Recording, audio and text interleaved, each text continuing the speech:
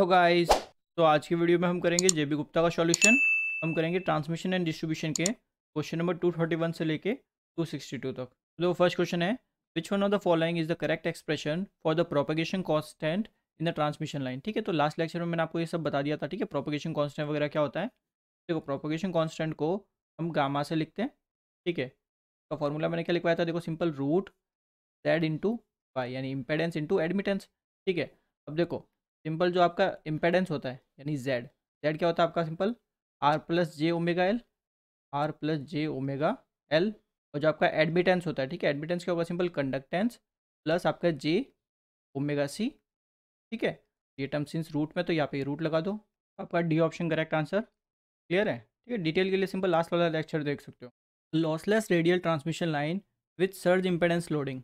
देखो आपकी कोई लॉसलेस लाइन है, यानी कि आपका कोई रेजिस्टेंस नहीं है उस लाइन का। ठीक है, तो मैं डिटेल में आपको लास्ट लेक्चर में समझा चुका हूँ ना। तो देखो एक टेबल मैंने आपको लास्ट लेक्चर में बनवाई थी, बोला भी था, बहुत इंपॉर्टेंट है, याद रखिए उसको। देखो लोडिंग एंड यहाँ पे आपका सेंडिंग एंड वोल्टेज का मैग्नीट्यूड यानी वी एस। तो देखो जब आपका लोडिंग, ठीक है, equals to surge impedance loading हो, equals to surge impedance loading, तब आपका जो वोल्टेज होता है सेंडिंग एंड वोल्टेज वो रिसीविंग एंड वोल्टेज के बराबर होता है। ठीक है, और इसमें पावर फैक्टर आपका यूनिटी होता है। तो देखो दोनों वोल्टेज बराबर है, तो इसको हम बोलते हैं फ्लैट वोल्टेज प्रोफाइल। ठीक है, वोल्टेज प्रोफाइल पढ़ते हैं डिफरेंट डिफरेंट, तो ये आपकी कहलाती है फ्लैट वोल्टेज प्रोफाइल। अब अगर आपकी loading greater than surge impedance loading है, greater than surge impedance loading, ठीक है, तो इस केस में आपका सेंडिंग एंड वोल्टेज ज़्यादा होता है compare to receiving end voltage. ठीक है, तो सेंडिंग एंड ज़्यादा, रिसीविंग एंड से। ठीक है, तो इसको हम क्या बोलेंगे सिंपल अंडर वोल्टेज, यानी आपका रिसीविंग एंड वोल्टेज कम है ना, तो इसको हम बोलेंगे अंडर वोल्टेज। ठीक है, अब ऐसे ही अगर आपकी loading less than surge impedance loading है, ठीक है, loading is less than surge impedance loading, इस केस में आपका रिसीविंग एंड वोल्टेज ज़्यादा होगा। ठीक है, तो ये आपका हो जाएगा sending end voltage is less than receiving end voltage, इसको हम क्या बोलेंगे सिंपल ओवर वोल्टेज, बिकॉज इस केस में आपको रिसीविंग एंड वोल्टेज ज़्यादा मिल रहा है, तो ये हो गया आपका ओवर वोल्टेज।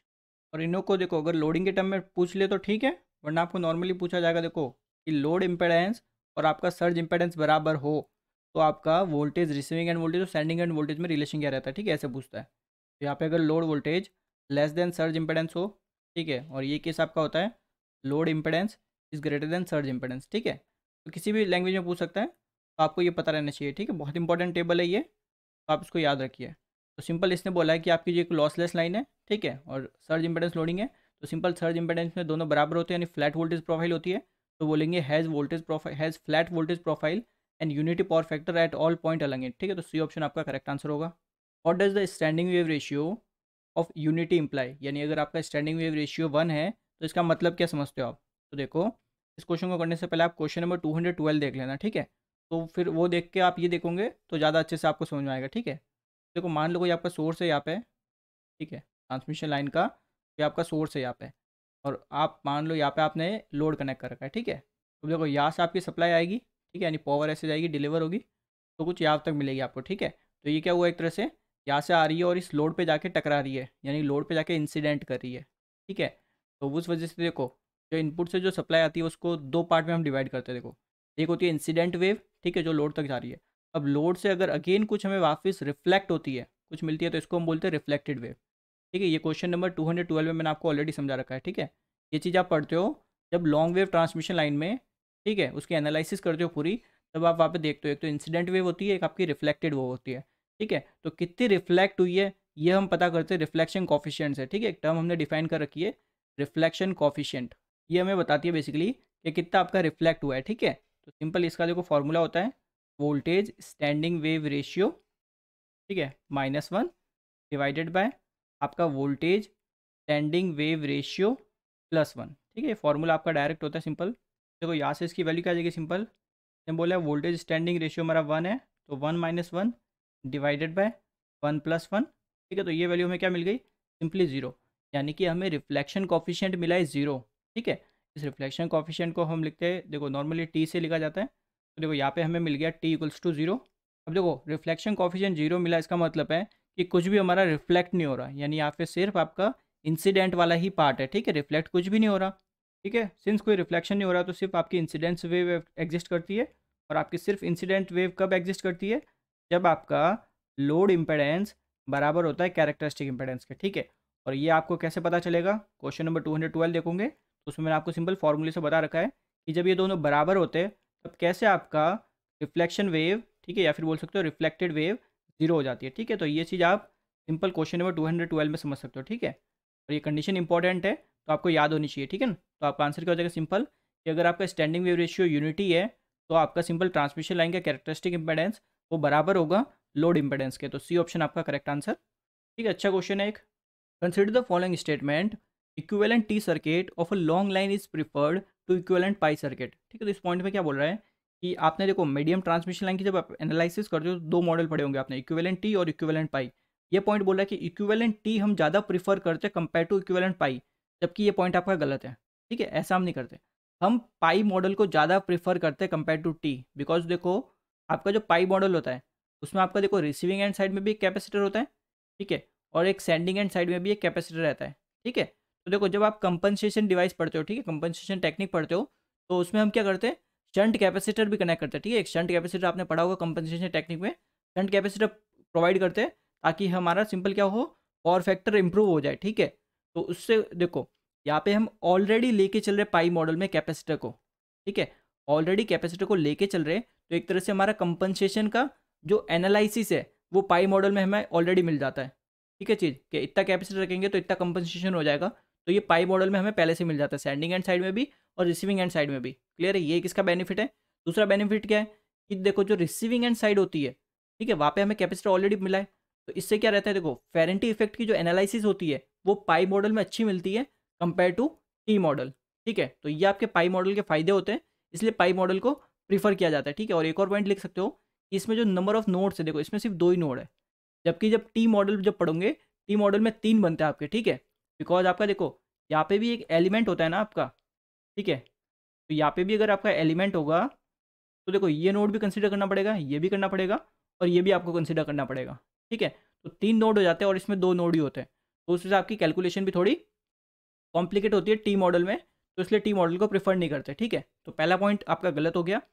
दूसरा देखो क्या है, the nature of reactive power compensation is different for peak load end off peak load, यानी देखो आप देखो ये पॉइंट एकदम सही बोल रहा है, पॉइंट बोल क्या रहा है, देखो समझो आपका कोई लोड है, ठीक है, लैगिंग लोड मान लो। अब लैगिंग लोड है तो उसको क्या चाहिएगी, रिएक्टिव पावर चाहिएगी, ठीक है। तो रिएक्टिव पावर चाहिएगी तो हम लगाएंगे शंट कैपेसिटर, ठीक है। ऐसे ही मान लो आपका कोई कैपेसिटिव लोड है तो उसको क्या चाहिएगा कि मेरी जो रिएक्टिव पावर है वो कोई एब्जॉर्ब कर ले, ठीक है, बिकॉज मेरे को उसको कैपेसिटिव लोड को रिएक्टिव पावर नहीं चाहिए होती, उसके पास पहले से बहुत सारी होती है, तो उसको थोड़ी बहुत रिमूव करनी होती है, तो हम शंट रिएक्टर लगा सकते हैं जो आपका सारे रिएक्टिव पावर एब्जॉर्ब कर लेगा, ठीक है। Basically depending upon load, load पे आपका डिपेंड कर रहा है कि आप कैसा कंपनसेशन कर रहे हो, ठीक है, कैसा आप कंपनसेशन टेक्निक यूज़ करोगे वो आपके लोड पे डिपेंड करता है, क्लियर है। तो आपका सेकंड पॉइंट यही बोल रहा है, क्लियर है। तो देखो फेरेंटी effect is significantly only on medium and long transmission line, तो ये तो सही है, बिकॉज मीडियम और लॉन्ग में ही हम सिंपल कैपेसिटी इफेक्ट को इंक्लूड करते हैं, तो आपका फेरेंटी इफेक्ट उनमें ही होता है, ठीक है। तो थर्ड पॉइंट आपका करेक्ट है, और फेरेंटी इफेक्ट आपका नो लोड या फिर लाइटली लोड पे होगा, ठीक है। ये पॉइंट इसने मेंशन नहीं किया बट आप याद रखिए, ठीक है, मीडियम और लॉन्ग में होता है, और होता कब है, अनलोडेड या फिर लाइटली लोडेड कंडीशन पर। आपका सेकंड और थर्ड करेक्ट है, यानी सी ऑप्शन करेक्ट आंसर। और a good voltage profile under no load condition a long line needs, अब देखो क्वेश्चन में ही आपको आंसर मिल जाता है। देखो पहला पॉइंट नो लोड है, ठीक है, नो लोड है, तो हमें पता है नो लोड में फेरेंटी इफेक्ट होता है, बट उसके लिए भी कंडीशन है कि आपकी लाइन मीडियम या फिर लॉन्ग होनी चाहिए। आगे पढ़ा हमने लॉन्ग लाइन है, तो इसने ये भी बोल दिया कि लॉन्ग लाइन है और नो लोड कंडीशन है, तो कंफर्म हो गया फेरेंटी इफेक्ट हो रहा है, ठीक है। तो फेरेंटी इफेक्ट को रिड्यूस करने के लिए क्या करते हैं, शंट रिएक्टर यूज़ करते हैं, ऑलरेडी बता रखा है, ठीक है। इंपॉर्टेंट क्वेश्चन है ये, बेसिक टाइप के ही क्वेश्चन आपको पूछे जाते हैं, ठीक है, और इन्हीं में आप गलती करके आते हो जल्दबाजी में। तो सिंपल फेरेंटी इफेक्ट को रिड्यूस करने के लिए शंट रिएक्टर यूज़ करते हैं, ठीक है। तो सिंपल बी ऑप्शन आपका correct answer. No load compensation of high voltage line involves, अब देखो साफ देखो, अगेन देखो नो लोड बोला है, ठीक है, हाई वोल्टेज बोल दिया, तो हाई वोल्टेज बोलने का मतलब या तो मीडियम होगी या फिर लॉन्ग होगी, ठीक है, बिकॉज शॉर्ट में तो फिर तो लो वोल्टेज हो जाता है, क्लियर है। ऑब्वियस बात है, नो लोड है, हाई वोल्टेज है, तो फेरेंटी इफेक्ट होगा, तो फेरेंटी इफेक्ट रिड्यूस करने के लिए शंट रिएक्टर यूज़ करेंगे, तो आपका बी ऑप्शन करेक्ट आंसर, ठीक है। Full load compensation in line required, अब यहाँ पे देखो फुल लोड कंपनसेशन मतलब क्या हुआ कि आपका लोड कनेक्टेड है, ठीक है। अब जरा मेरे को बताइए, देखो आपके अबाउट 95% जो लोड्स होते हैं वो सारे लैगिंग लोड होते हैं, ठीक है। कोई भी लोड आप उठा के देख लो आपको लैगिंग लोड ही मिलेंगे, ठीक है। तो लैगिंग लोड की वजह से क्या होता है, आपका पावर फैक्टर बहुत कम हो जाता है, ठीक है। जैसे आप लोड कनेक्ट करते हो, आपकी जो ट्रांसमिशन लाइन है उससे कोई लोड कनेक्ट किया लैगिंग लोड, तो उससे क्या होगा, लैगिंग लोड से आपका पावर फैक्टर बहुत कम हो जाएगा वहाँ पे, ठीक है। तो पावर फैक्टर को इंप्रूव किया जाता है फुल लोड कंपनसेशन में। अब पावर फैक्टर इंप्रूव कैसे कर सकते हो, सिंपली कैपेसिटर से, ठीक है। तो शंट कैपेसिटर से आप क्या करोगे, पावर फैक्टर को इंप्रूव करोगे, ठीक है। तो सिंपल आपका ये ऑप्शन करेक्ट आंसर, क्लियर है। तो याद रखो कि शंट कैपेसिटर से आपका पावर फैक्टर इंप्रूव होता है, ठीक है। और ये भी याद रखो कि फुल लोड कंपनसेशन में हम क्या करते हैं, सिंपल कैपेसिटर यूज करते हैं, शंट कैपेसिटर, ठीक है। शंट यूज करते हैं, सीरीज नहीं, क्लियर है, डाउट मत रखना इसमें। Use of additional shunt capacitor can be made for increasing the capability of the line as it. देखो आपको बता रखा है लाइन की कैपेबिलिटी कैसे इंक्रीज होती है, सिंपल सर्ज इंपेडेंस लोडिंग को बढ़ाकर, ठीक है। और वो आप कैसे बढ़ा सकते हो, सर्ज इंपेडेंस को कम करके, ठीक है। तो अगर सर्ज इंपेडेंस को कम करोगे तो ऐसा ही हाल आपका बढ़ जाएगा, यानी ये ऑप्शन आपका correct answer. To increase the transmission capability of a high voltage long line, ठीक है। अगेन ट्रांसमिशन कैपेबिलिटी आया, सेम चीज़ क्या करके कर सकते हो, जेड को कम करके को बढ़ा सकते हो, ठीक है। और जेड का फॉर्मूला क्या होता है, रूट एल बाई सी, तो सी यहाँ पे ऊपर चला गया, ठीक है। तो यहाँ पे एल को कम करके बढ़ा सकते हो ना, तो एल आपका कम हो यानी कि सीरीज रिएक्टेंस आपका कम, तो the series reactance can be reduce, ये ऑप्शन आपका correct answer. Power dispatch through a line can be increase by, तो देखो मान लो यहाँ पे कोई आपका अल्टरनेटर है, ठीक है, जो कि कुछ पावर जनरेट कर रहा है पी, ठीक है। इसको आपको करना है ट्रांसफ़र, ठीक है। बेसिकली पावर को आप कर रहे हो डिस्पैच, ठीक है, भेज रहे हो, तो यहाँ पे आपने पावर भेजी, ठीक है। अब हमें पता है इस ट्रांसमिशन लाइन का क्या होगा, कुछ ना कुछ रिएक्टेंस होगा, ठीक है, कुछ ना कुछ इसका रेजिस्टेंस होगा, ठीक है, दोनों ही होंगे। तो इसका टोटल जो भी इम्पेडेंस होगा वो क्या हो जाएगा, simple R plus J X, ठीक है, ये आपका होगा इम्पेडेंस, क्लियर है। तो इस इम्पेडेंस की वजह से जो भी करंट यहाँ पे फ्लो हो रहा है, मान लेते हैं आई, तो कुछ ना कुछ इस इम्पेडेंस की वजह से कुछ ना कुछ यहाँ पे ड्रॉप होगा, देन हमें यहाँ पे पावर मिलेगी, ठीक है, क्लियर है। बट हम क्या चाहते हैं, हमें ज़्यादा पावर मिले यहाँ पे, तो उसके लिए आप क्या कर सकते हो, सिंपल एक कैपेसिटर यहाँ पे लगा दो, ठीक है। कैपेसिटर लगाने से क्या होगा, अब आपका जो इम्पेडेंस है, ठीक है, नया जेड डैश क्या हो जाएगा, सिंपल आर प्लस, ठीक है, जे आपका एक्स एल, ठीक है, जो इंडक्टिव वाला ये एक्स एल, क्लियर है, माइनस आपका एक्स सी। तो अब यहाँ पे देखो जैसे ही आपने एक्स सी लगाया तो ये जो ओवरऑल आपका एक्स इक्विवेलेंट है ये कम हो गया, तो इससे आपका इम्पेडेंस कम हो गया, ठीक है। तो यहाँ से आप क्या समझे कि सीरीज़ कैपेसिटर लगाने से आपका जो लाइन का इम्पेडेंस है जेड डैश, ये आपका कम हो गया कंपेयर टू जो पहले था, ठीक है। तो ये कम होने से क्या होगा, आपका वोल्टेज ड्रॉप क्या हो जाएगा, लाइन में रिड्यूस हो जाएगा, यानी वोल्टेज ड्रॉप कम हो गया आपके इस पूरी लाइन में, ट्रांसमिशन लाइन में, तो पावर आपकी ज़्यादा डिस्पैच होगी, यानी यहाँ से जो भी पावर आ रही है वो ज़्यादा पावर आपको रिसीविंग एंड तक मिलेगी, क्लियर है। तो आप ये कैसे कर सकते हो, सिंपल सीरीज में कैपेसिटर लगा दो, ठीक है। तो क्या बोलेंगे, इंस्टॉलिंग सीरीज कैपेसिटर, यानी ये ऑप्शन आपका करेक्ट आंसर। अब देखो यहाँ पे शंट कैपेसिटर है, सीरीज रिएक्टर है और शंट रिएक्टर है। अब इनके बारे में भी आपको पता होना चाहिए कि कहाँ पे यूज़ होते हैं, बिकॉज ये चीज़ आपको एग्जाम में पूछी जाती है, ठीक है। अब देखो सीरीज कैपेसिटर तो मैंने ऑलरेडी आपको बता दिया, ठीक है। These are use to compensate the inductance of transmission line, तो देख ही सकते हो यहाँ पे जो इंडक्टेंस था ट्रांसमिशन लाइन का उसकी वैल्यू ये कम कर देता है, ठीक है, तो कंपनसेट कर देता है। Series capacitor will increase the transmission capacity and stability of the line, ठीक है, ये स्टेबिलिटी वर्ड इंपॉर्टेंट है, तो बेस आपको क्वेश्चन पूछा गया already. It reduce the line voltage drop, ठीक है। देन आता है शंट कैपेसिटर, तो शंट कैपेसिटर आपका क्या करता है, फुल लोड कंपनसेशन करता है, यानी कि पावर फैक्टर को इंप्रूव करता है, ठीक है। सीरीज रिएक्टर आपका क्या करता है, इसको हम बोलते हैं करंट लिमिटिंग रिएक्टर, बिकॉज देखो जब आपका फॉल्ट करंट होता है तो आपका शॉर्ट सर्किट करंट फ्लो होता है, आईएससी, हमने देखी भी थी, आईएससी की वैल्यू बहुत ज़्यादा होती है, आईएससी की वैल्यू बहुत ज़्यादा होती है, तो उसको लिमिट करने के लिए हम क्या यूज़ करते हैं, सीरीज रिएक्टर यूज़ करते हैं, ठीक है। ये मैंने आपको स्विच गियर एंड प्रोटेक्शन में अच्छे से डिटेल में समझा रखा है, ठीक है ना। तो ये भी आप याद रखिए कि series reactor current limiting reactor होता है, ठीक है, और शंट रिएक्टर ये आपके फेरेंट इफेक्ट को रिड्यूस करता है, ठीक है। तो ये सब आपको पता रहना चाहिए कि कौन सा कहाँ यूज होता है, ठीक है, बिकॉज एग्जाम में आपको ये पूछे जाते हैं, तो आप इसको याद रखिए। The power transmitted will be maximum when, जो आपकी पावर ट्रांसमिटेड मैक्सिमम कब होगी, जब आपका रिसीविंग एंड वोल्टेज ज़्यादा होगा, ठीक है। आपका simple D option correct answer. For constant voltage transmission the voltage drop along the line is maintain constant by installing. अब देखो वोल्टेज को कॉन्स्टेंट मेंटेन करने के लिए सिंपल वोल्टेज कंपनसेशन टेक्निक हम पढ़ते हैं, ठीक है। अब देखो वोल्टेज कंपनसेशन में दो तरीके आते हैं, एक तो इंटरनल और एक एक्सटर्नल, ठीक है। तो इंटरनल में क्या होता है, आपका जो अल्टरनेटर है, ठीक है, जहाँ से आपकी सप्लाई आ रही है, उस अल्टरनेटर की एक्साइटेशन चेंज करके आप रिसीविंग एंड पे वोल्टेज चेंज करते हो, ठीक है। मान लो आपका रिसीविंग एंड वोल्टेज कम हो गया, तो यानी अब क्या चाहिए, वोल्टेज ज़्यादा करना चाहिए, ठीक है। रिसीविंग एंड पे वोल्टेज अगर कम हुआ है तो अब आपको ज़्यादा चाहिए, तो ज़्यादा कैसे मिलेगा, सिंपल अल्टरनेटर की एक्साइटेशन को बढ़ा दो, तो वो ज़्यादा वोल्टेज इंड्यूस करेगा, तो रिसीविंग एंड पे ज़्यादा वोल्टेज मिलेगा, ठीक है। तो इस कंट्रोल को बोलते हैं इंटरनल कंट्रोल। और एक्सटर्नल में हम डिफरेंट डिफरेंट कंपनसेशन टेक्निक्स पढ़ते हैं, जो आपने ऑलरेडी पढ़ रखी होगी, ठीक है। शंट रिएक्टर, शंट कैपेसिटर, ये सारी आपकी टेक्निक्स होती है, कंपनसेशन टेक्निक, ये सब हम यूज़ करते हैं एक्सटर्नल कंट्रोल में। क्लियर है चीज़ ये। तो इसने बोला है कि कांस्टेंट वोल्टेज मेंटेन करने के लिए हम क्या कनेक्ट करते हैं, ठीक है। तो क्या करते हैं, simple synchronous phase modifier at the receiving and. Clear है चीज़। यानी आपका D option correct answer. Constant voltage transmission have the drawback of, ठीक है, इसका डिसएडवांटेज क्या होता है ये पूछा है। तो देखो, कांस्टेंट वोल्टेज ट्रांसमिट करने से आपका शॉर्ट सर्किट करंट बढ़ जाता है, ठीक है। Lower reserve of line in case of line trouble, increase risk of interruption of supply due to the falling synchronous motor out of synchronism, ठीक है। तो ये सब इसके ड्रॉबैक है कांस्टेंट वोल्टेज ट्रांसमिशन के, ठीक है। तो डी ऑप्शन आपका करेक्ट आंसर है। देखो मैं आपको जब कंपनसेशन टेक्निक पढ़ाऊंगा, ठीक है, अच्छे से, ठीक है, बिकॉज यहाँ पे देखो बहुत लेंथी हो जाएगा, उसमें मैं आपको डिटेल में समझा दूंगा कि इन सब पॉइंट का मतलब क्या है और ये सब डिसएडवांटेज कैसे, ठीक है। Constant voltage transmission have the advantage of, ठीक है। देखो कांस्टेंट वोल्टेज तो एक तो ऐसे नाम से समझ सकते हो, कांस्टेंट वोल्टेज यानी हर बार आपको कांस्टेंट वोल्टेज ही मिलेगा रिसीविंग एंड पे, ठीक है। तो एक इसका एक एडवांटेज हो गया ये, ठीक है। बेटर प्रोटेक्शन एक एडवांटेज हो गया, ठीक है। ज़्यादा करंट कैरी कर पाएगा, ये भी एक इसका एडवांटेज हो गया, ठीक है। तो simple all of the above. Constant voltage transmission have the advantage of, ठीक है। तो क्या हो जाएगा सिंपल एडवांटेज इसका, increase of short circuit current of the system, नहीं ये तो हमारा ड्रॉबैक है, ठीक है ना।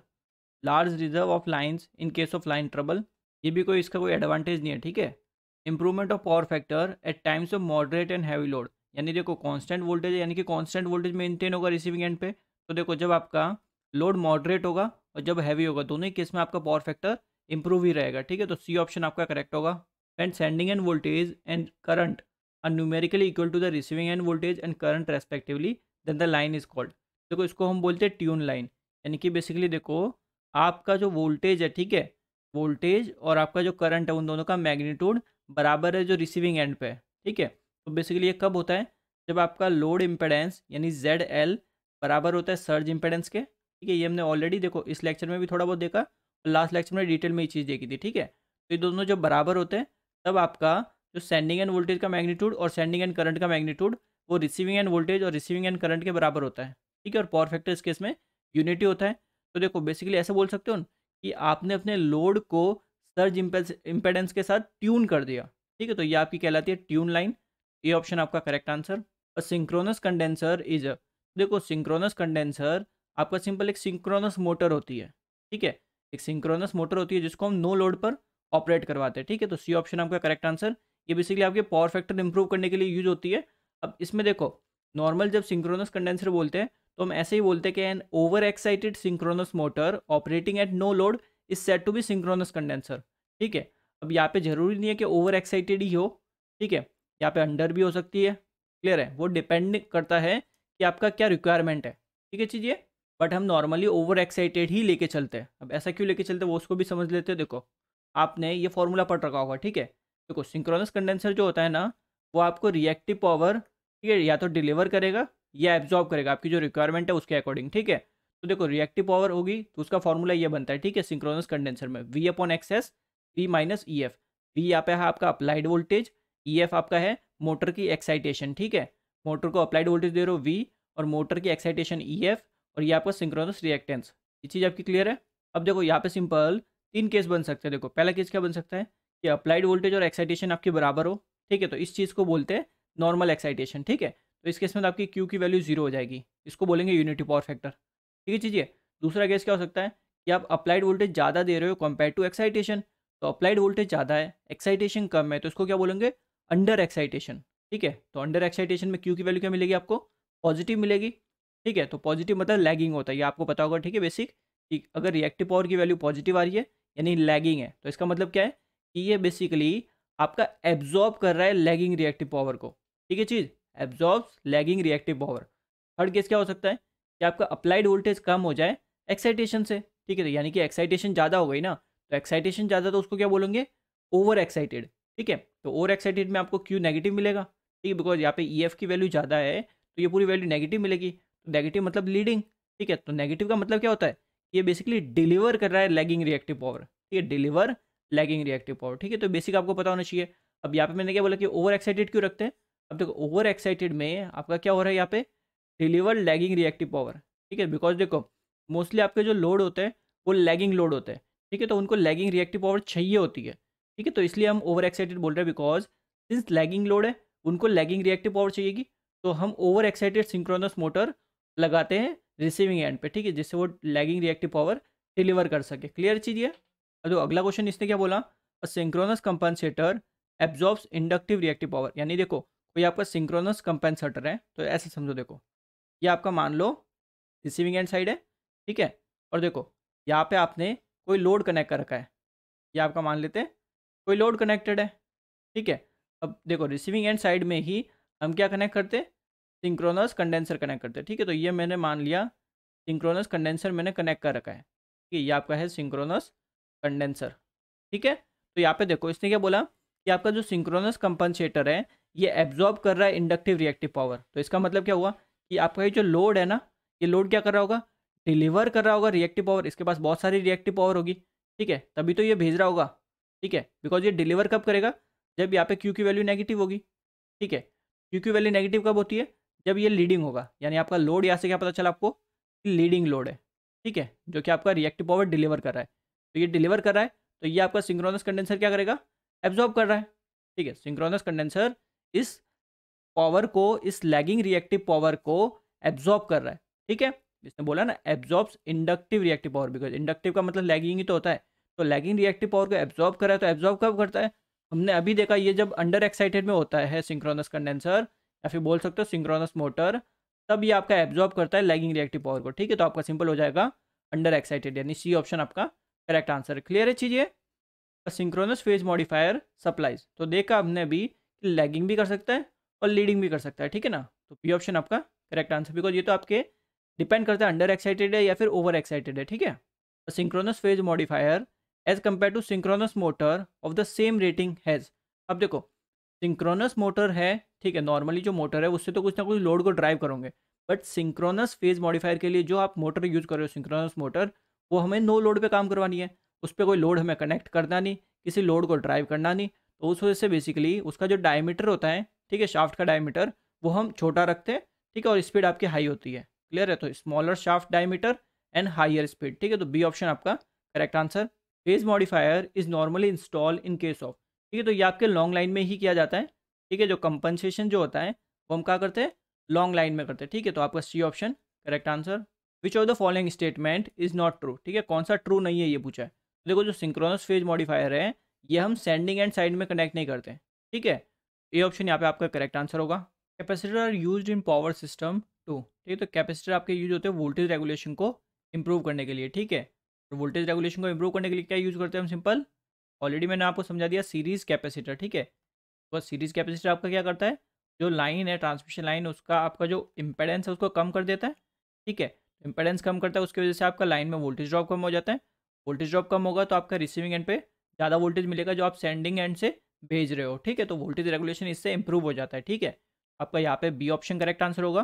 Series capacitor on transmission line are of little use when, अब देखो सीरीज कैपेसिटर इनका बहुत कम काम होता है, ठीक है, जब आपका जो लोड है ना, लोड की जो रिएक्टिव पावर की रिक्वायरमेंट होती है वो बहुत स्मॉल होती है, बिकॉज देखो आप अगर इनको ट्रांसमिशन लाइन में कनेक्ट करोगे कैपेसिटर को, सीरीज कैपेसिटर को, तो ये ऑब्वियस बात है लाइन के वोल्टेज ड्रॉप को डिक्रीज करेंगे, ठीक है, कंपनसेट करेंगे, जिससे आपका वोल्टेज रेगुलेशन इंप्रूव होगा एंड आपका जो इंडक्टेंस इफेक्ट है, ठीक है, जो इंडक्टेंस है उसको ये मिनिमाइज करते हैं, उसको कंपनसेट करते हैं, ठीक है।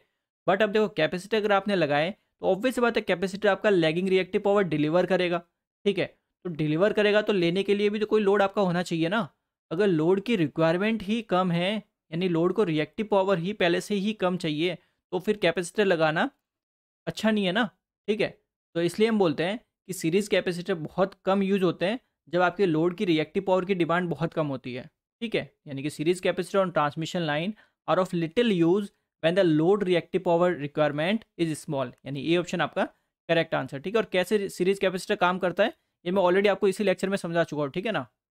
तो reactive power transfer over a line mainly depend upon, ठीक है, यानी किस पे डिपेंड करती है ये पूछा है।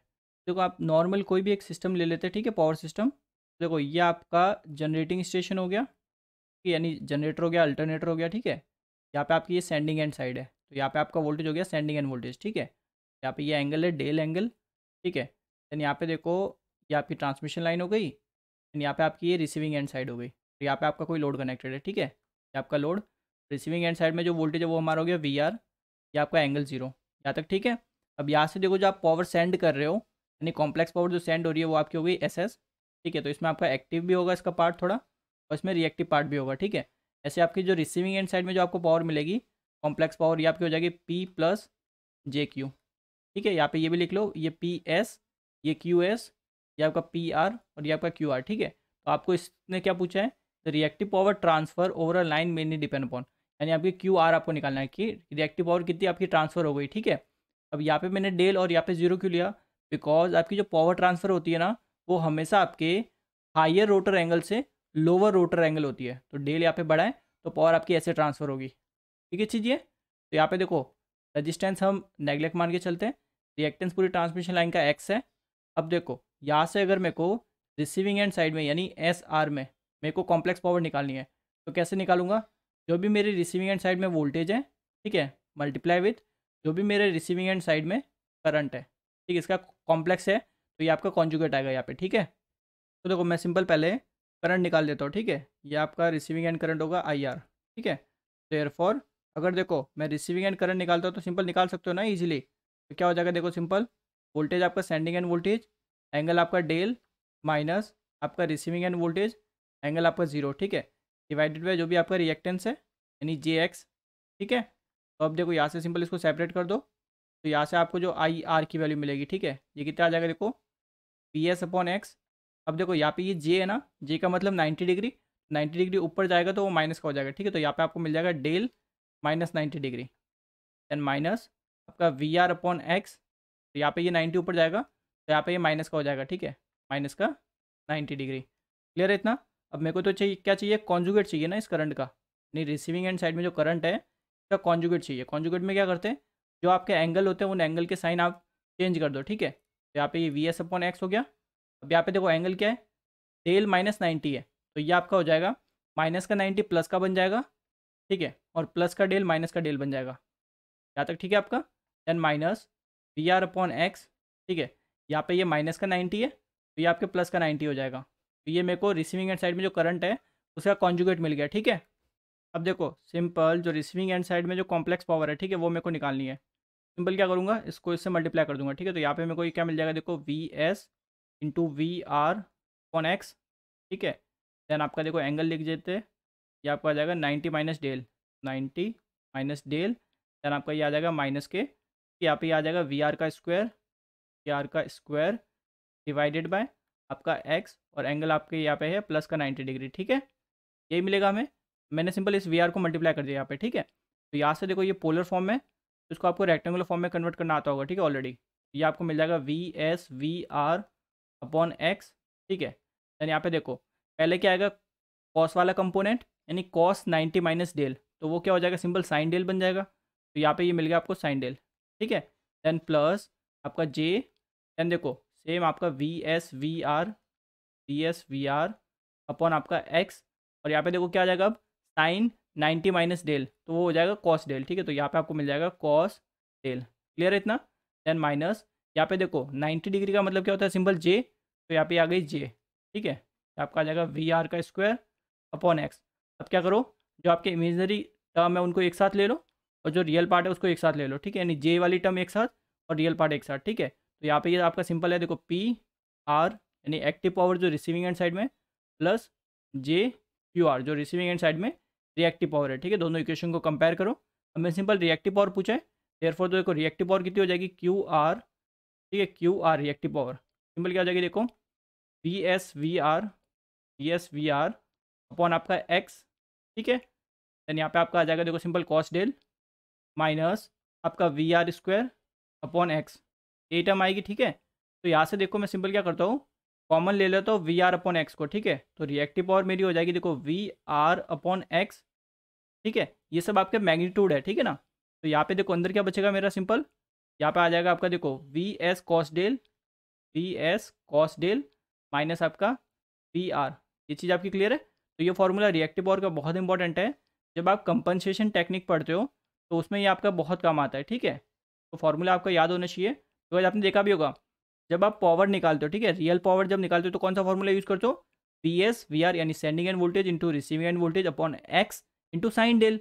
ठीक है, ये फॉर्मूला यूज करते हो, ये आपका किसका होगा, रियल पावर का होगा। ठीक है, यानी पी आर का होगा। ठीक है, और रिएक्टिव पावर के लिए हमने ये अभी निकाल दिया, जो आपको याद होना चाहिए। ठीक है, इंपॉर्टेंट फॉर्मूला है, यानी कि इतनी रिएक्टिव पावर आपकी ट्रांसफर होगी रिसीविंग एंड साइड में। ठीक है, अब देखो सिंस आपका जो रोटर एंगल होता है ना, की वैल्यू बहुत स्मॉल होती है। ठीक है, स्मॉल होती है, देयरफॉर अब सिंस इसकी वैल्यू स्मॉल है तो कॉस में हमें पता है कि कॉस में जब थीटा की वैल्यू छोटी होती है तो इसकी वैल्यू आपकी 1 होती है। यानी कॉस 0 डिग्री क्या होता है, 1 होता है। यानी थीटा जितना छोटा होता है उतनी कॉस की वैल्यू ज़्यादा होती है। ठीक है, तो यहाँ पे सिंपल कॉस डेल की वैल्यू 1 हो जाएगी। तो अब यहाँ से देखो रिएक्टिव पावर कितनी निकली, क्यू आर। ठीक है, रिसीविंग एंड साइड में जो रिएक्टिव पावर है ये आपको मिल गई वी आर अपॉन एक्स। ठीक है, ब्रैकेट ये आपका हो जाएगा sending end voltage minus receiving end voltage. ठीक है, तो ये फॉर्मूला भी इंपॉर्टेंट है, आप इसको याद रखिए, बिकॉज आगे क्वेश्चंस आएंगे उनमें मैं यहाँ पे ये यूज़ करूँगा। ठीक है ना, तो यहाँ से हमें पता चला कि रिएक्टिव पावर यानी जो पावर ट्रांसफर हुई है is proportional to magnitude of sending end voltage minus magnitude of receiving end voltage. ठीक है, यानी कि आपका B option correct answer. Clear चीज़, इसको याद रखिएगा, इंपॉर्टेंट है ये फॉर्मूला।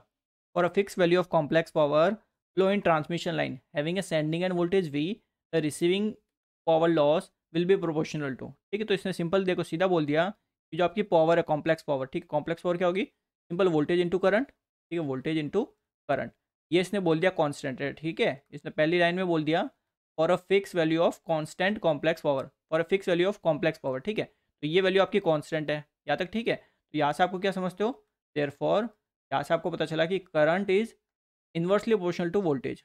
ये चीज़ ठीक है, मैं यहाँ पे कॉन्जुगेट नहीं ले रहा, बिकॉज कॉन्जुगेट में आपका सिर्फ एंगल चेंज होता है।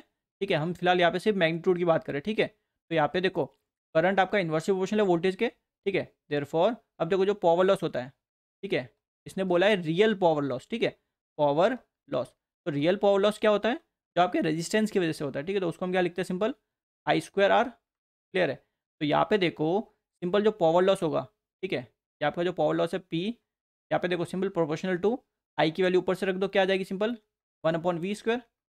ठीक है, तो आपका जो पावर लॉस है वो किसके प्रोपोर्शनल हुआ, 1/v² के। ठीक है चीज़, ये यानी कि आपका सी ऑप्शन करेक्ट आंसर। तो अगला क्वेश्चन देखते हैं। Consider the model shown in the figure of a transmission line with a series capacitor at its midpoint. The maximum voltage on the line is at the location. अब देखो आपको चार location दिए। ठीक है, देखो P1 पहली, P2, then P3, then P4, ये चार लोकेशन दिए। अब बोला है किस पर्टिकुलर लोकेशन पर आपका वोल्टेज मैक्सिमम है। ये चीज़ आपकी क्लियर है, तो देखो ज़्यादा कंफ्यूज कुछ होने की जरूरत भी नहीं है इसमें। क्वेश्चन बहुत ईजी क्वेश्चन है। देखो पहले आपका कुछ एक एलिमेंट दे रखा है, ठीक है, उसके बाद अगेन एक और कोई एलिमेंट दे रखा है, के बाद एक और कोई एलिमेंट दे रखा है। ठीक है, कुछ ऐसा आपका सर्किट दे रखा है एकदम इजी सा। ठीक है, अब इस सर्किट में आपको ये भी बता दिया कि इसमें जो करंट फ्लो हो रहा है वो 1 पर यूनिट हो रहा है। ये बोलोगे ये कहाँ पे, तो देखो ये रहा आपका 1 पर यूनिट। सिंस सारे सीरीज में तो सब सेम करंट होगा।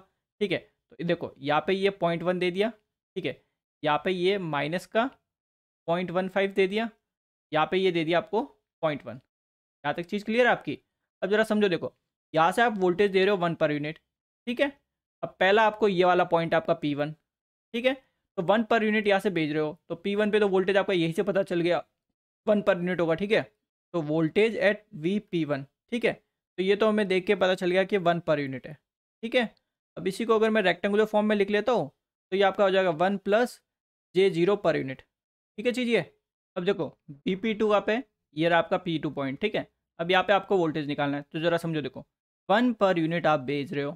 ठीक है, यहाँ पे आपका कोई आपका इम्पेडेंस कनेक्टेड है। ठीक है, बोल सकते हो कुछ रिएक्टेंस कनेक्टेड है, इसके अक्रॉस कुछ ना कुछ ड्रॉप होगा, उस ड्रॉप को इस 1 पर यूनिट में से माइनस कर दो, जो बचा हुआ वोल्टेज वो आपको VP2 पे मिलेगा। तो सिंपल आपका देखो VP2 कितना हो जाएगा, 1 पर यूनिट आपका टोटल वोल्टेज है। ठीक है, माइनस आपका इस इम्पेडेंस के अक्रॉस या फिर इस रिएक्टेंस के अक्रॉस ड्रॉप कितना वो निकाल दो। करंट हमें पता है 1 पर यूनिट जा रहा है। ठीक है, देन सिंपल आपका इनटू जो भी इसका रिएक्टेंस है यानी J.1, बिकॉज आप वोल्टेज ड्रॉप कैसे निकालते हो, जो भी उसके थ्रू करंट फ्लो हो रहा है और जो भी उसके इम्पेडेंस की वैल्यू, करंट इंटू इम्पेडेंस। तो करंट हमें पता है, इम्पेडेंस हमें पता है, तो यहाँ से ये वैल्यू हमें मिल गई 1 - J.1 पर यूनिट। ठीक है चीज़िए, तो ये हमें वोल्टेज कहाँ पे मिला है, VP2 यानी P2 पॉइंट पर हमें वोल्टेज मिल गया। अब हमारा पॉइंट है P3। ठीक है, ये रहा P3 पॉइंट। क्लियर है यहाँ तक? तो सिंपल P3 तक निकालना है, तो यहाँ से यहाँ तक, ठीक है, ये पूरा आपका दोनों सीरीज में एलिमेंट है, तो टोटल इम्पेडेंस निकाल दो ना। तो J.1 और -J.15, ठीक है, दोनों को क्या कर दोगे, ऐड कर दोगे, तो सिंपल आपका इक्विवेलेंट इम्पेडेंस मिल जाएगा। तो यहाँ से देखो VP3, ठीक है, P3 पॉइंट पर वोल्टेज कितना हो जाएगा, टोटल मेरा वोल्टेज 1, ठीक है, जो मेरा इंपेडेंस है उस पर जो ड्रॉप होगा वो, ठीक है, तो मेरे को पता है मेरा करंट है 1 एम्पियर, ठीक है, 1 पर यूनिट है। एंड आपका जो इंपेडेंस है, ठीक है, इंपेडेंस देखो पहले का है, पहला जो एलिमेंट है उसका है J.1, ठीक है, दूसरा एलिमेंट है माइनस, ठीक है, तो दोनों एलिमेंट सीरीज में तो दोनों ऐड होंगे, तो ऐड कर दो। फिर मैंने देखा इसकी वैल्यू है माइनस का J.15, चीज़ आपकी क्लियर है? तो यहाँ पे देखो ये माइनस और ये प्लस, तो ये माइनस का बन जाएगा, ठीक है, ओवरऑल यहाँ पे ये माइनस में आ जाएगा, ठीक है, मैं डायरेक्ट लिख सकता था बट आपको बताने के लिए यहाँ पे लिखा है। क्लियर है चीज़ ये? तो यहाँ से देखो ये वोल्टेज मेरे को कितना मिल जाएगा, 1। अब यहाँ पे देखो 0.1 और ये आपका माइनस का 0.15, तो यहाँ पे मेरे को कितना मिल जाएगा, प्लस का, ठीक है, प्लस J.05। क्लियर है चीज़?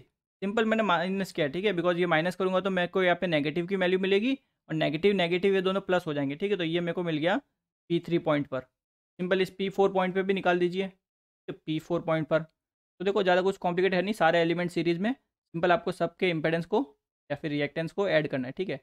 P4 हो जाएगा सिंपल, देखो 1 माइनस, देखो करंट है मेरा 1, ठीक है, देन देखो सिंपल इंपेडेंस लिखते हैं, देखो पहला आपका है 0.1, ठीक है, इसके बाद है माइनस का J.15, ठीक है, देन आपका है प्लस का J.1, ठीक है, सारे सीरीज में थे तो मैंने सिंपली डायरेक्ट ऐड कर दिया उनको, ठीक है ना।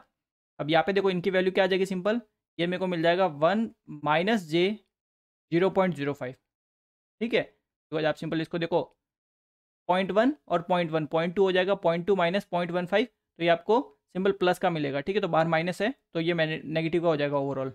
यहाँ पे देखो सबको कंपेयर कर सकते हो, सबसे ज़्यादा वोल्टेज आपका देखो VP3 है, इसमें बिकॉज प्लस है, बाकी सब में देखो माइनस माइनस माइनस, ठीक है, तो आपका सिंपल आंसर कौन सा हो जाएगा, P3 पॉइंट होगा जहाँ पे आपका वोल्टेज मैक्सिमम होगा, यानी सी ऑप्शन आपका correct answer. Clear cheese? Because simple देखो आपके कुछ 3 एलिमेंट है, तीनों एलिमेंट सीरीज में कनेक्टेड है, आपको करंट तक दे दिया, ठीक है, तो बचा क्या, आप तो सिंपल निकालना ही तो है आपको।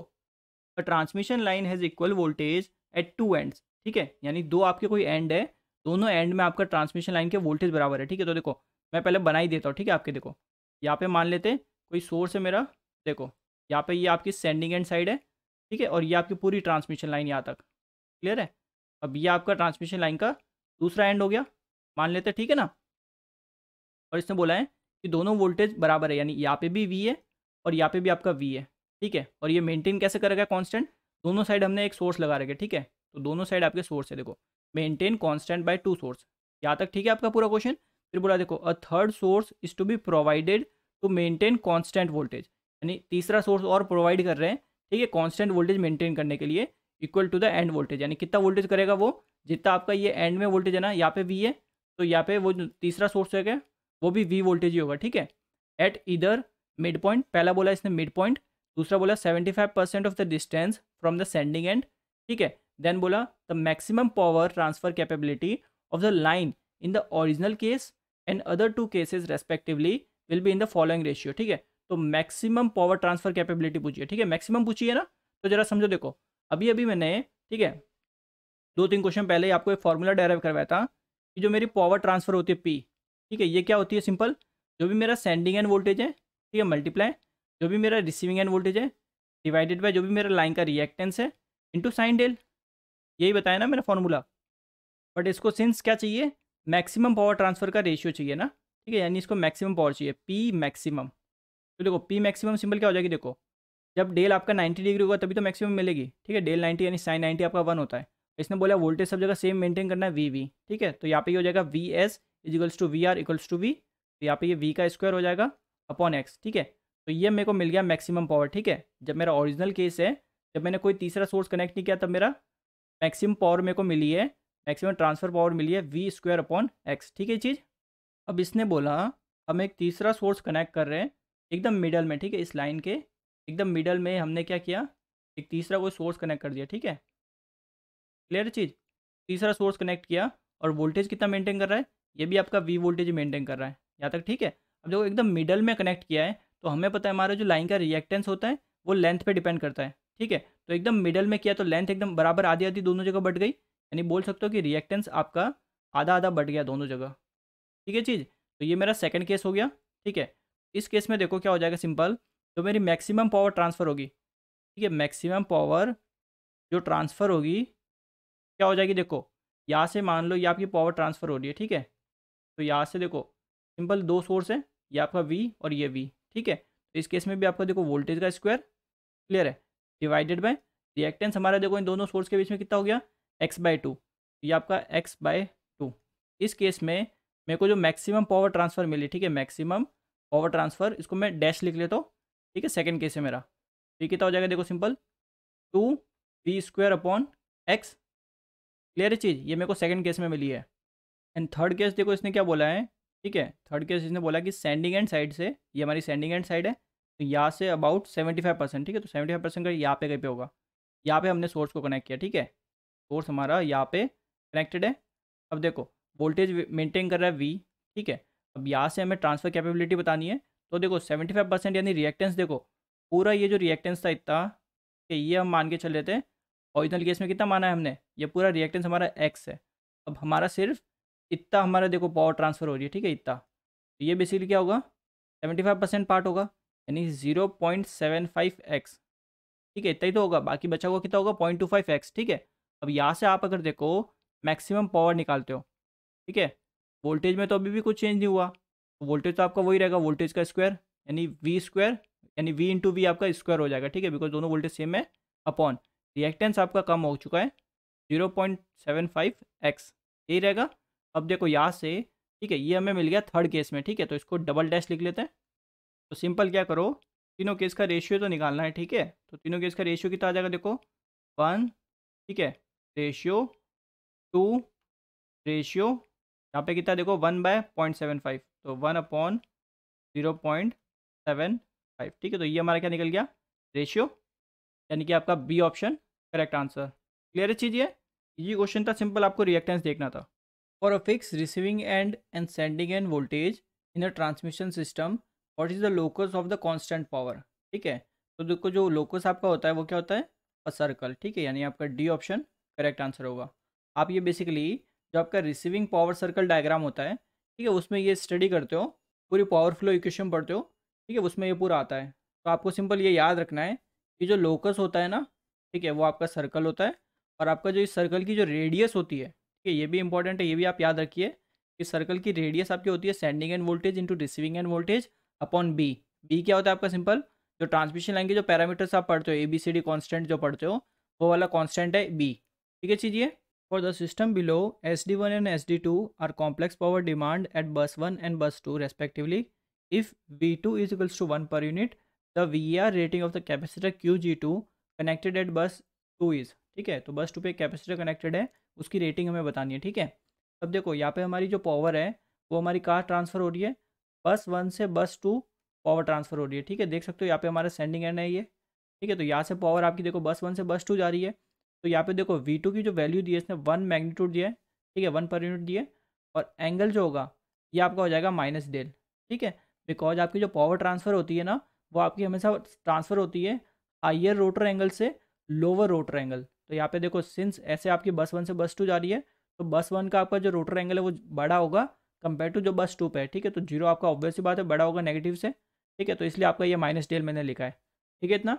अब यहाँ पे देखो जो इसने बोला है जो बस 1 है, यहाँ पे हमारी डिमांड है 1 पर यूनिट, यानी कि 1 + J0, ठीक है।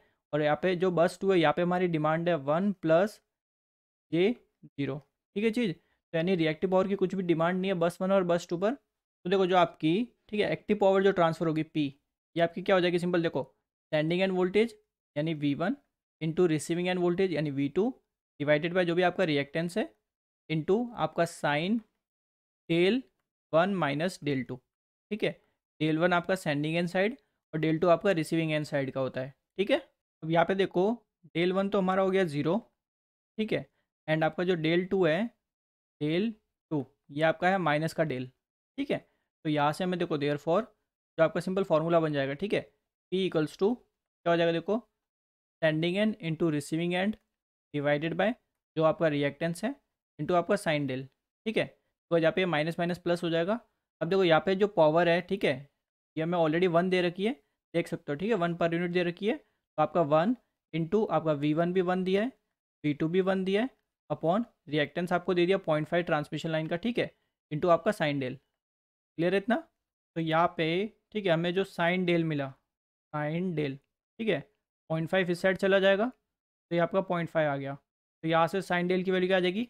सिंपल देख सकते हो, साइन 30 डिग्री की 1.5 वैल्यू होती है, यानी 1/2, ठीक है। तो डेल आपको मिल गया यहाँ से 30 डिग्री। क्लियर है इतना? तो देखो, अगर डेल हमारा 30 है तो रिसीविंग एंड साइड में जो हमारी रिएक्टिव पावर होगी, ठीक है, वो निकाल लेते हैं।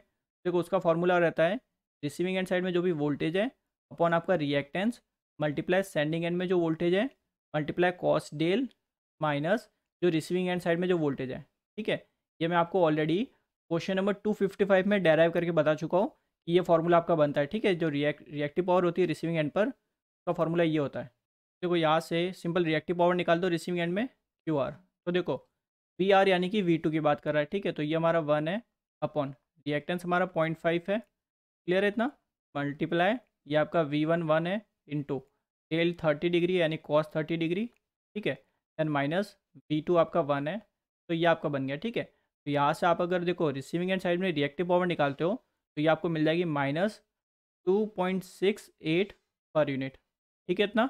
तो यहाँ पे हमारी कितनी रिएक्टिव पावर मिली? -2.68, यानी कि यहाँ पे जो है ना, ठीक है, जो कैपेसिटर है, ये कैपेसिटर यहाँ से रिएक्टिव पावर यहाँ पे डिलीवर कर रहा है, ठीक है। कितनी रिएक्टिव पावर डिलीवर करेगा? जितनी इसको चाहिएगी। और कितनी चाहिए इसको? हमने कितनी देखी? 0.268 पर यूनिट चाहिए, तो उतनी ही ये कैपेसिटर यहाँ पे डिलीवर करेगा। बिकॉज देखो यहाँ पे बस 1 पर, बस 2 पर ये और डिमांड तो है नहीं रिएक्टिव पावर, देखो ये तो आपकी 0 है, ठीक है। बिकॉज यहाँ से ये जो रिएक्टिव पावर आ रही है ये आपकी आ तो रही है जनरेटर से, ठीक है। यानी यहाँ से देखो ऐसे पावर ट्रांसफ़र होती है। तो हमें क्या पता चला कि ये पावर हमें नेगेटिव मिल गई यहाँ पर। इसका मतलब क्या हुआ कि यहाँ पे जो जनरेटर है ना, इस जनरेटर को यहाँ से रिएक्टिव पावर चाहिए उल्टा। नेगेटिव का मतलब होता है कि रिएक्टिव पावर उसको चाहिए, और कैपेसिटर में नेगेटिव की वैल्यू हो तो इसका मतलब वो डिलीवर कर रहा है, ठीक है जी। तो यहाँ से सिंपल जो QG2 है, ठीक है, QGT, ये आपके सिंपल क्या लोगे आप? मॉड लोगे जो भी रिएक्टिव पावर इसको चाहिए, ठीक है। मॉड के अकॉर्डिंग आपको हो जाएगा 0.268 पर यूनिट, ठीक है इतना। तो ये आपका हो जाएगा आंसर, यानी कि आपका B option correct answer. The locus of constant receive power is a circle of radius, ठीक है। तो मैंने बता रखा, आप याद रखिए सर्कल रेडियस को कितना होता है, PS/VR upon B। Two network are connected in cascade as shown in the figure with the usual notation the equivalent A, B, C and D constant are obtained given that C equals to this the value of Z2 is, ठीक है। तो इसको simple देखो दो तरीके से कर सकते हो।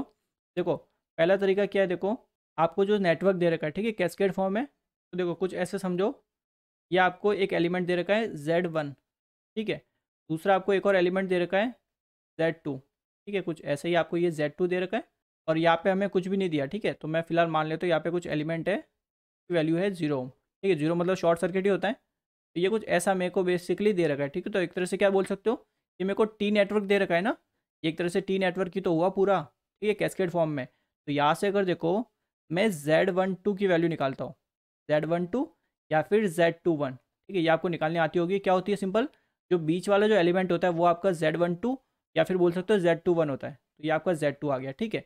यहीं पे देखो मेरे को यही चाहिए, बट फिलहाल फिर भी और निकाल के दिखा देता हूँ।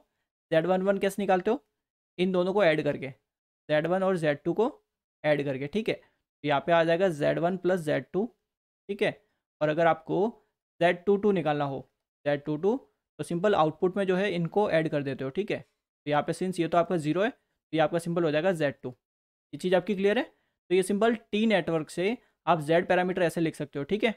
अब सिंपल आपको रिलेशन पता होना चाहिए T पैरामीटर और आपके T पैरामीटर मतलब ABCD, ठीक है, ABCD और Z पैरामीटर के बीच में, ठीक है। तो ये आपका रिलेशन निकलता है, T मतलब ABCD, यानी ये मेरे A की वैल्यू है, ये मेरे B की वैल्यू है, ये मेरे C की वैल्यू है, और ये मेरे D की वैल्यू है, ठीक है। और यहाँ पे ये जो डेल Z है, ये डेल Z, ये आपका है Z11 into Z22 minus Z12 Z21, ठीक है। एटलीस्ट आपको ABCD को Z पैरामीटर में कैसे कन्वर्ट करते हैं ये चीज़ तो आपको याद रखनी चाहिए, ठीक है, बिकॉज काम आती है बहुत। तो यहाँ पे देखो मेरे को क्या चाहिए, C वाली वैल्यू, देखो यहाँ पे देखो C की वैल्यू क्या है, यहाँ पे सिंपल हमने देखा सी इक्वल्स टू 1/Z21, ठीक है। और Z21 की मैंने वैल्यू निकाली कितनी है, Z2 के बराबर। तो यहाँ से मेरे को क्या मिला कि सी इक्वल्स टू 1/Z2, ठीक है। तो यहाँ पे देखो मेरे को क्या चाहिए, Z2 की वैल्यू चाहिए ना। तो यहाँ से Z2 की वैल्यू क्या हो जाएगी, Z2 equals to 1/C, 1/C।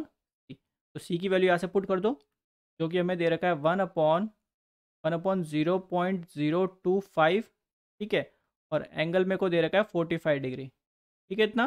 अब यहाँ से देखो Z2 मेरे को कितना मिल जाएगा, सिंपल या आप देखो पॉइंट को रिमूव करोगे तो आपको ओवरऑल मिल जाएगा 40, और एंगल देखो ऊपर जाएगा तो माइनस का हो जाएगा, यानी माइनस के 45 डिग्री। क्लियर है इतना। तो इसके अकॉर्डिंग आपका बी ऑप्शन करेक्ट आंसर, ठीक है। अब देखो दूसरा तरीका एक और बता देता हूँ।